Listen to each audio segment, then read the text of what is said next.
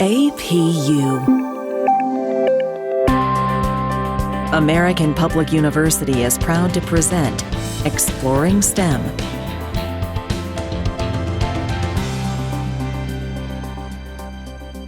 My name is Dr. Bjorn Mercer, and today we're talking to Dr. Zona Kostic, Program Director of Computer Science.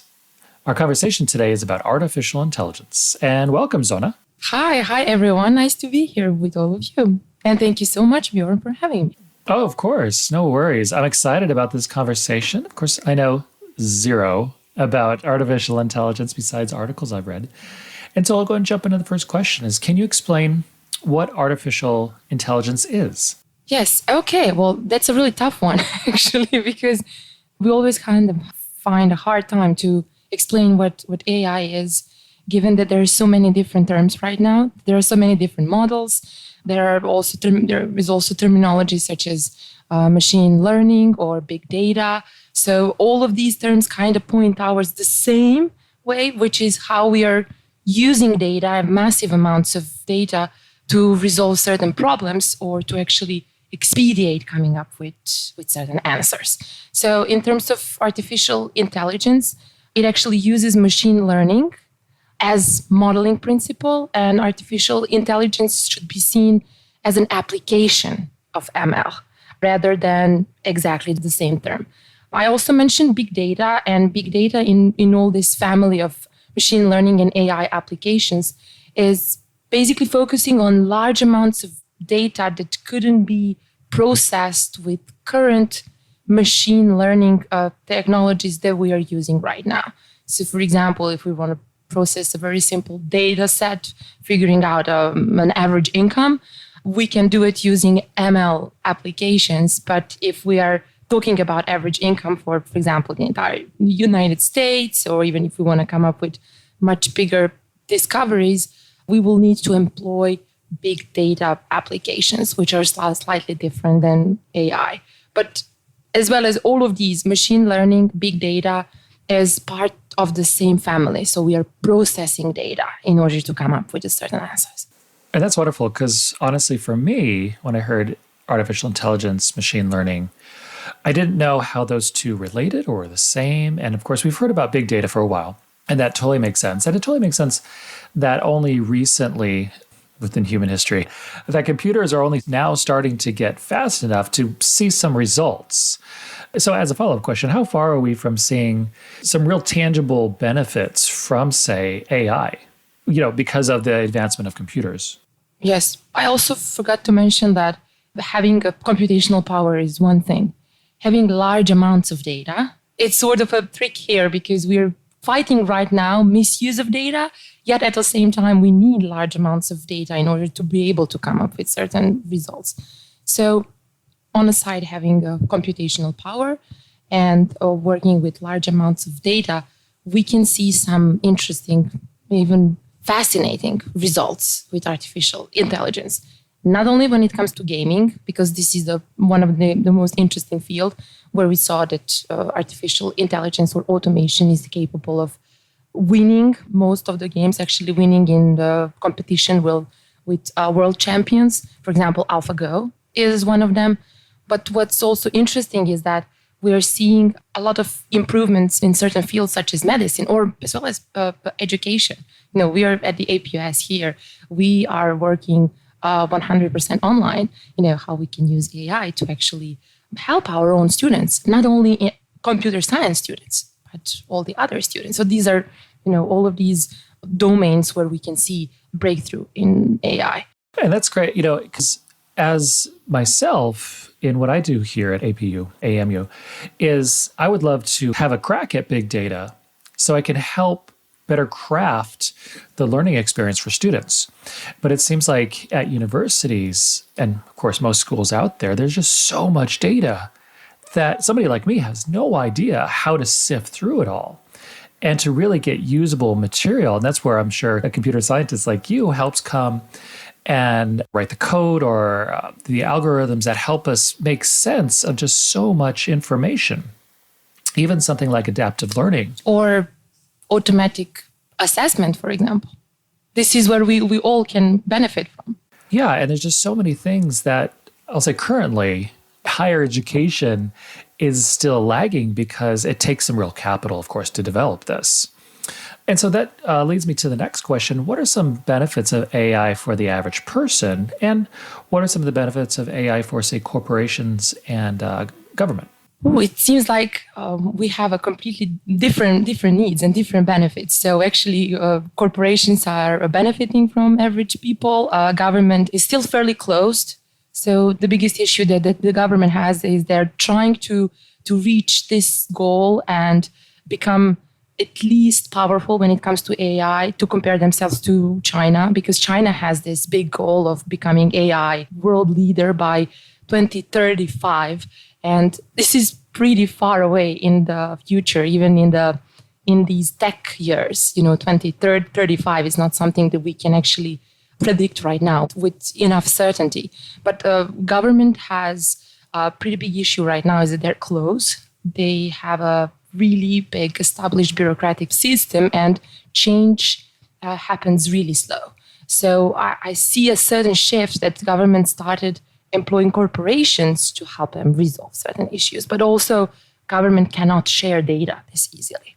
So there are certain problems over there. And average person can benefit from many different perspectives and can benefit from many different applications.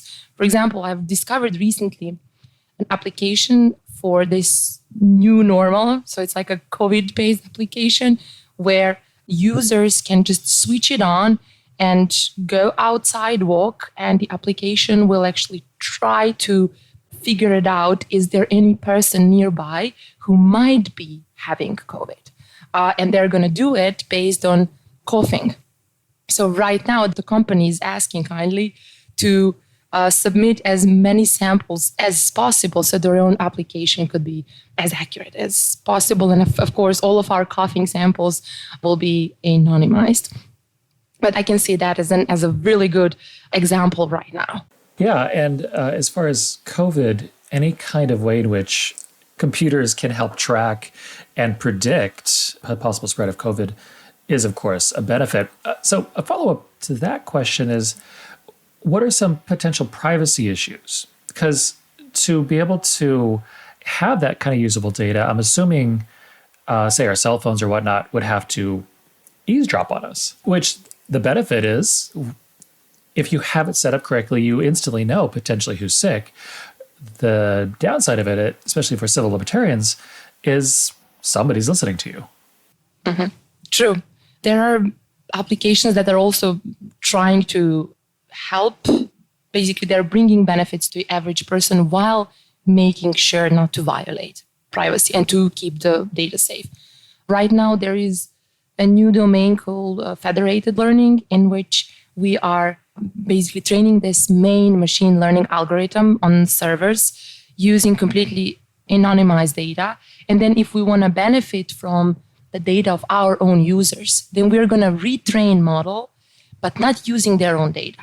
We're going to just retrain model on their own cell phone and benefit from so-called weights or a new intelligence and update the major model with new intelligence. So I believe we can all benefit from this type of AI and still be sure that our data is only with us and it basically stays on our own cell phone.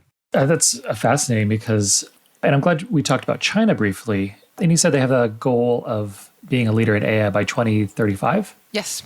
China's so interesting because if they put their mind to it and if the government supports it, then the full weight of the Chinese government is behind it. Which, being an authoritarian communist government means that everybody's on board. Of course, one of the challenges of the US is that everything is decentralized. The government has power, but limited power, which my personal opinion is a much better way than an autocratic communist government. But what do you think some of the challenges of the US will be to be able to compete with China? Is it, say, the free market and allowing for innovation with corporations and businesses? Yeah, I think the biggest challenge, again, is going to be education. Because we are actually providing the best possible AI education, including a fairly big number of Chinese students. So these students are educating in our own schools, and we are not really taking care of them. We are not making sure that they're going to stay. So I think this is going to be a biggest challenge. So are we going to ruin our own education? Of course not. We need to figure it out. How my personal idea, and it might be not something realistic, is to think of how we can collaborate, how we can basically benefit from the best of both worlds, which I'm pretty sure it's possible. Right. And to me, again, my own personal opinion, there's absolutely no reason why anybody can't collaborate, especially AI. To me, it comes down to bad faith politics. If somebody says, I can only win, and the other side says, I can only win. And then that just creates conflict. But humans have conflict and have always had conflict. Excellent. So the next question is, are there any AI applications specifically useful for the new normal? Oh, yeah. For example, when it comes to COVID, I mentioned the coughing app. There are applications who are actually employing computer vision, machine learning systems in order to understand, based on the first MRI images, who might be a congested person. We all know that there is a pretty big subdomain of AI in drug discovery as well as gene sequencing. And this is where probably, AI is also making yet another breakthrough with this new vaccine that Pfizer is going to very, very soon, if they didn't do it. On a side of medicine, so maybe, we do have COVID is a really important problem to solve right now. And of course, the most interesting topic would be to talk about the applications of AI in medical domain. But I'm not a medical expert. So this is why I'm like, okay, I know that there are applications. I do have a lot of fellow postdoc researchers who are working in this domain. I'm also interested personally as a researcher, as an AI researcher, in applications that are coming from some other domains, such as VR or AR applications. Education, of course, this is going to be always my first love and my primary goal, to apply AI in an application domain. So we have Zoom. So we didn't actually mention, but Zoom is one of the most appropriate AI application. And we think it's just the application for teleconferencing, but it is backed up with a lot of machine learning algorithms. Let's just use, for an example, all of these virtual backgrounds. So they're using machine learning algorithm to actually help us, stay within a nice and comfortable room. We also have, I mentioned, automatic assessment. Cell phones these days, they've been used for so long, but even right now, we're seeing so many cell phone-based applications. And when I say cell phone-based applications, I do mean AI as a backup of this app. So we don't have libraries anymore, for example. This is one of the research projects that I was working on. And how are we going to bring libraries back? I've seen in my own neighborhood that there are so many of these small house libraries. People put like a small house with a couple of books. So you can freely go, walk in, just take a book and bring it back after you're finishing reading.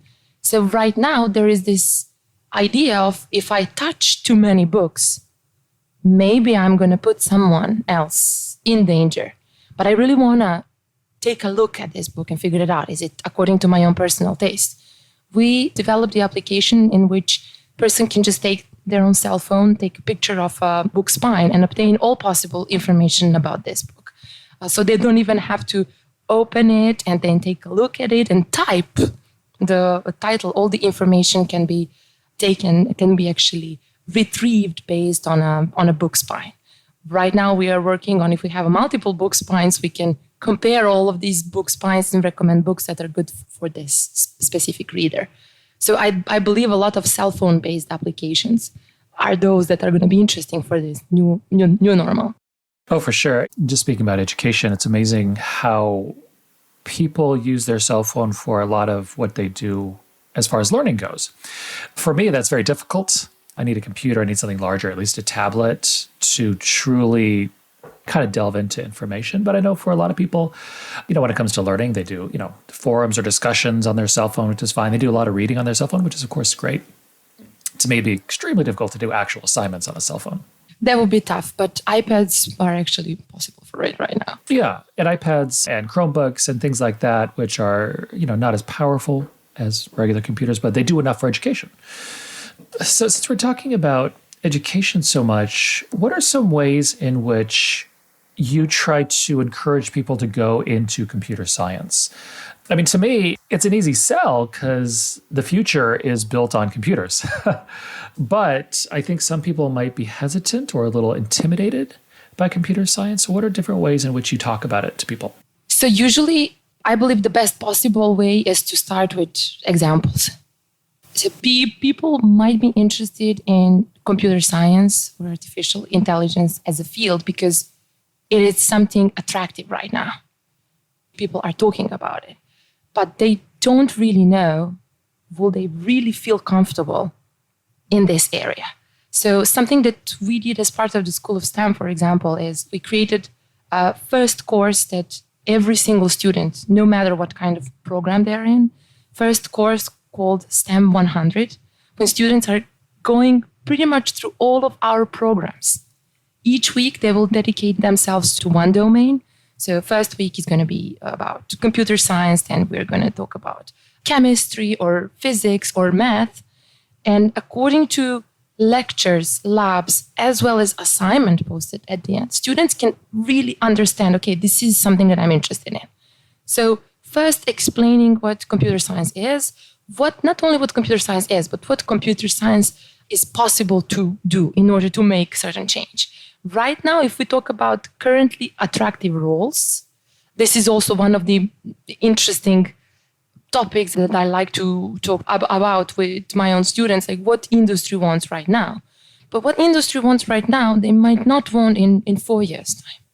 So what will be these future roles is more interesting, and then asking them, would you be interested in really tackling this problem?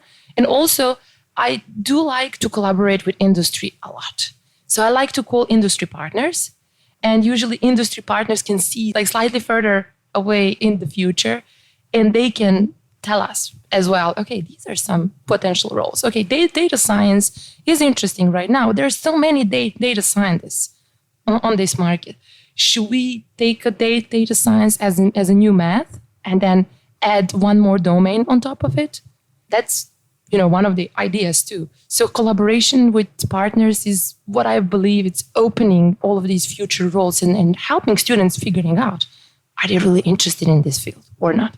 No, it's excellent. And that's interesting going from math to data science and adding another domain, because as things advance or as we discover or life becomes a little more complicated, say the math of yesterday is still valid, of course, but for the world of today, we need to add a little more to, of course, be competitive.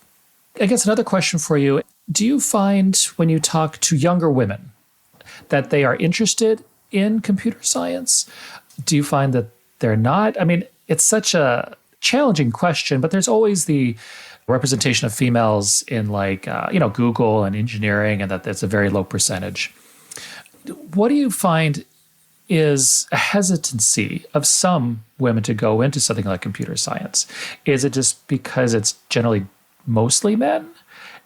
It's obviously more complicated than that, but usually when you listen to media, they distill it down to the simplest possible explanation. Well, maybe I actually live in my own bubble, but I don't see it as a problem anymore. First of all, there are so many girls, almost half, if not even more than half, is part of the computer science undergraduate and grad schools.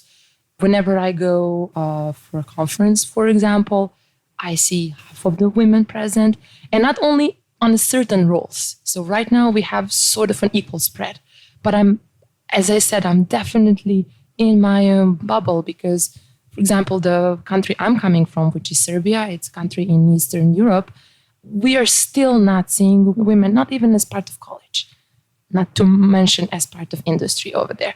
So I do see change. I don't see any sort of fear, which is great news, actually. Great news is that there is no fear on neither of two sides.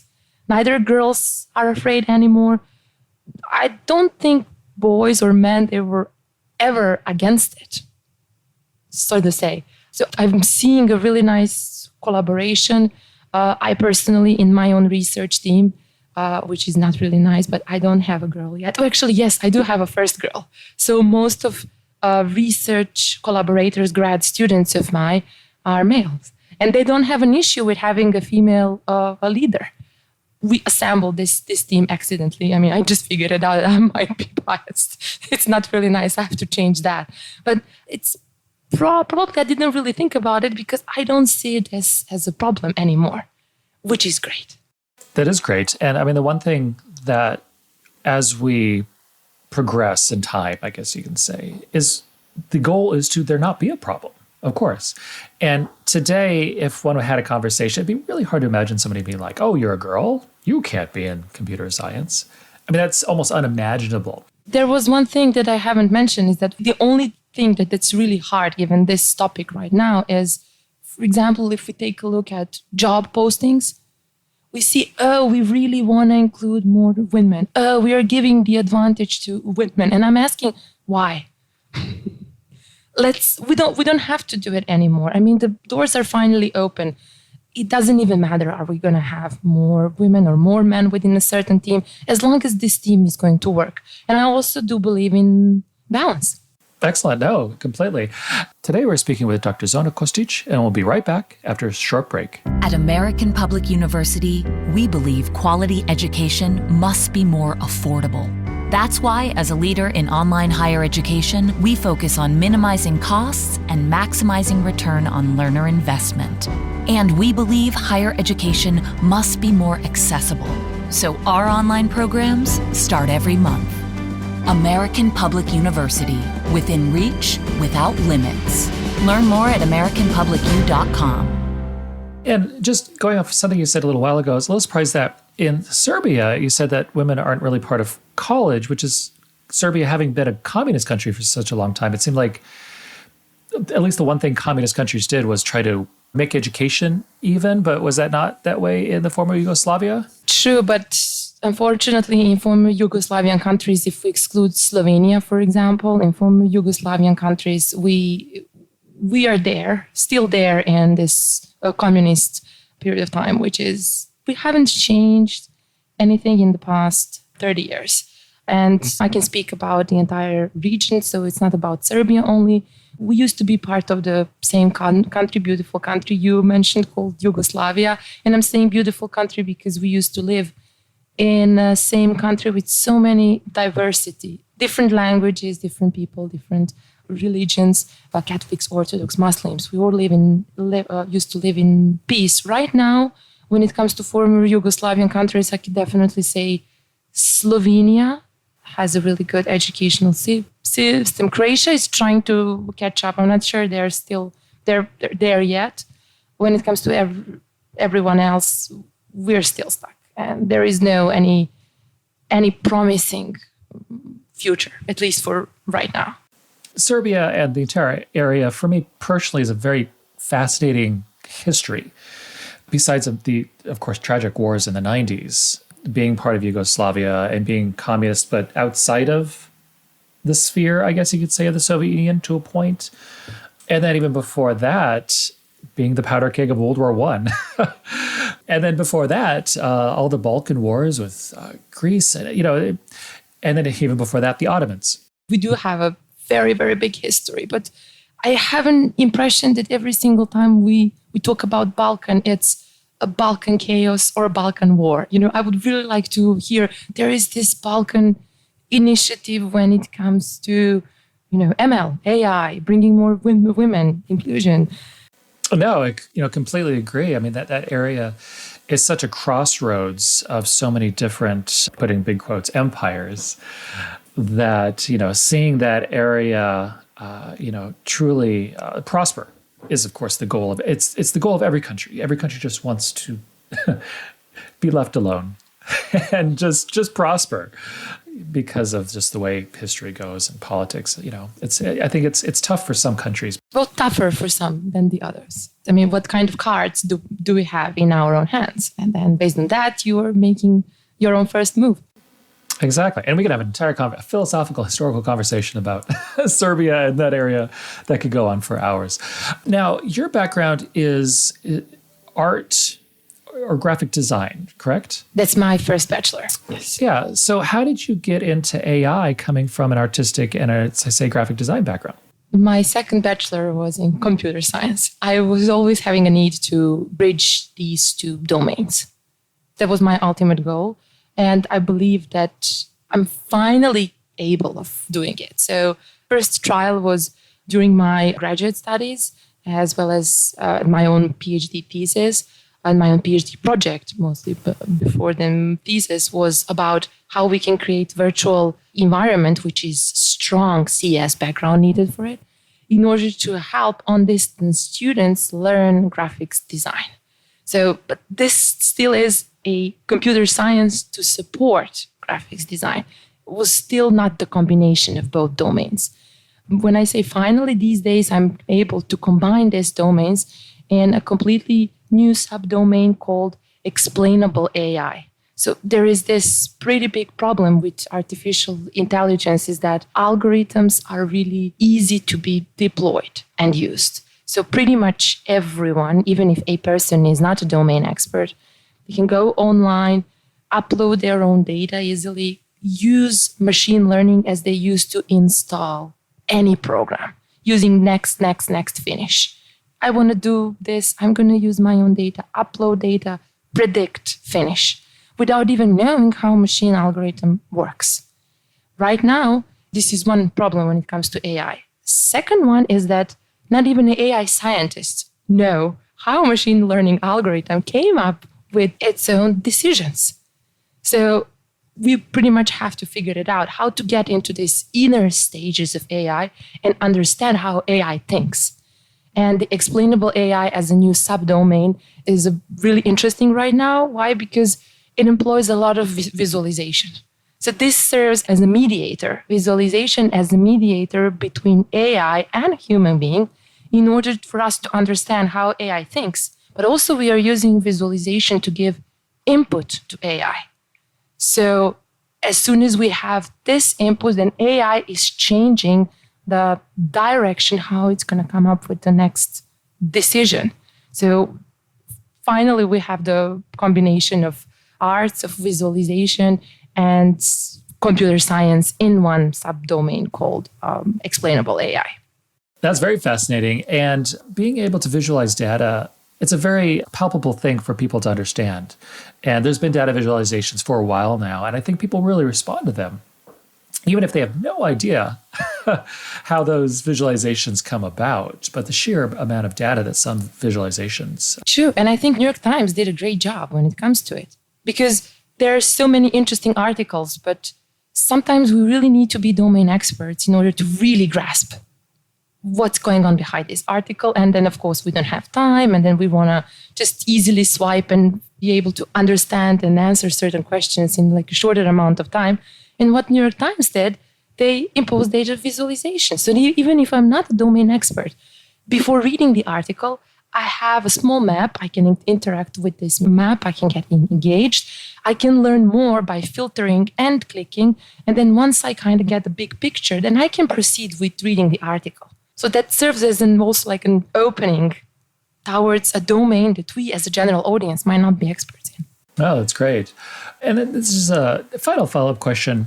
With the election having completed at the time of this recording, was machine learning used when, trying to predict voting trends? Because one of the things that really surprised me was just personally Pennsylvania.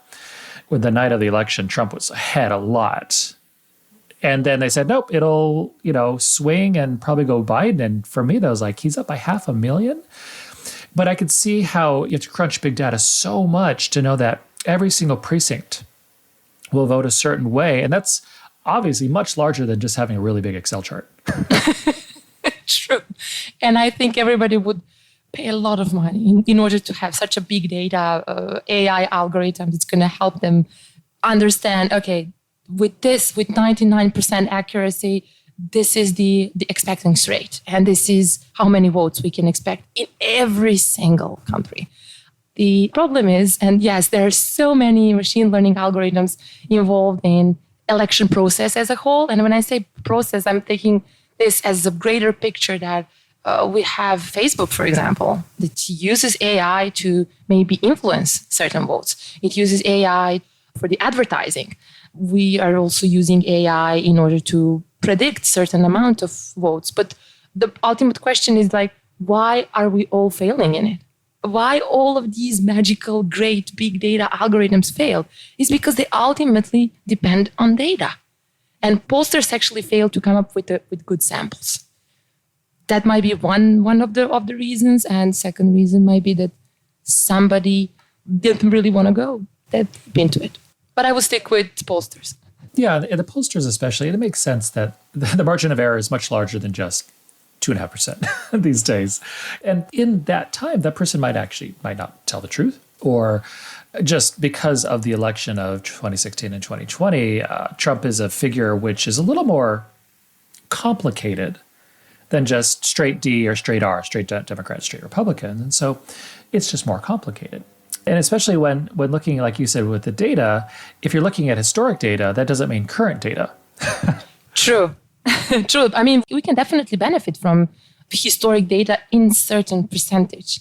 But right now, in order to come up with an accurate predictions given this current elections, is we really need to come up with good samples. We cannot go and interview everyone, then we don't even have to vote, right? We will have this, final decision. What we can also do, and you actually made a really good point, sometimes we cannot be certain about it because whomever is interviewed, he or she might change opinion. So maybe they're going to say, okay, I'm definitely going to vote for one side, but then they change their own mind at the end.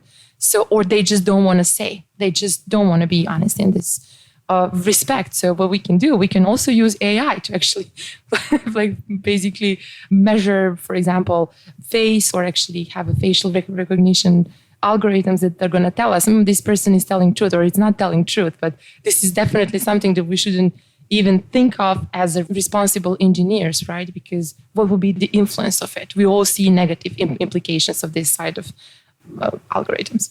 Right. And this is the final thing that makes me think of China right now, where they're doing their social currency, I believe. I can't remember exactly what it's called, but each person gets a score.